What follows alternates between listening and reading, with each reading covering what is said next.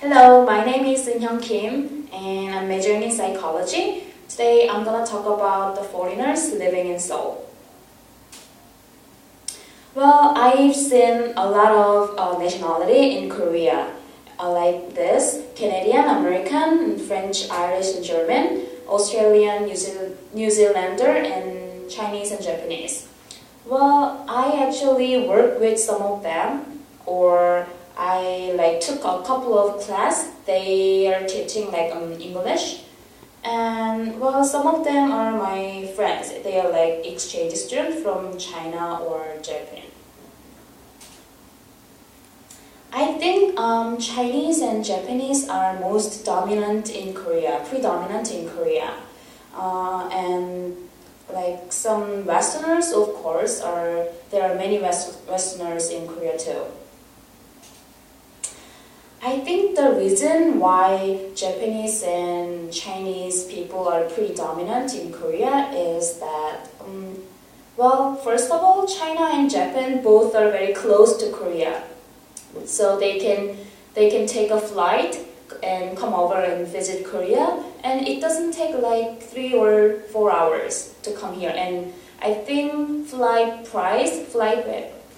fare is kind of not that expensive. And secondly, well, Korean pop music and Korean pop culture and Korean wave have a huge effect on both countries. So I think there are like many huge fans of Korean singers and Korean celebrities, so they want to see them, so they come and visit Korea. And lastly, in case of the Westerners, as English is a global language, they come to Korea and they teach English in Korea. Well, I have some interracial couples. Well, like this. Crystal is one of my close female friend, is dating with Connor, which is Irish guy, and Kelly with Brian are dating together too. And Reina is going on a date with Jeff, Canadian guy, and Cynthia, one of my close friend too, is dating with Japanese guy, Shohei.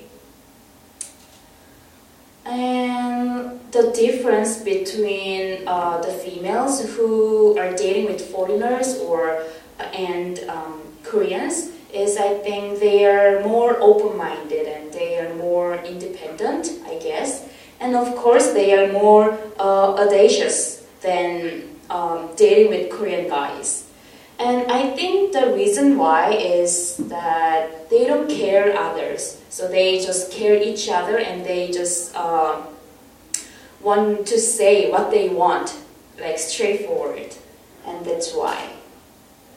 And I think, well, foreigners speak Korean really well. I think then the foreigners are very familiar with Korean culture, especially like when they say Korean with really great tones and accents like native Koreans, then I think they are really like get along with Korean culture. And of course, if they can eat Korean traditional food like jjigae and samgyeopsal, some kind of those things, then I could say they are good with Korean culture. And lastly, when they enjoy Korean like pop culture, like Korean music, Korean movies, and Korean lots of like media, then I can actually have a conversation with them, and we can like nodding each other. So I think those people can be familiar with Korean culture. And that's it. Thank you very much.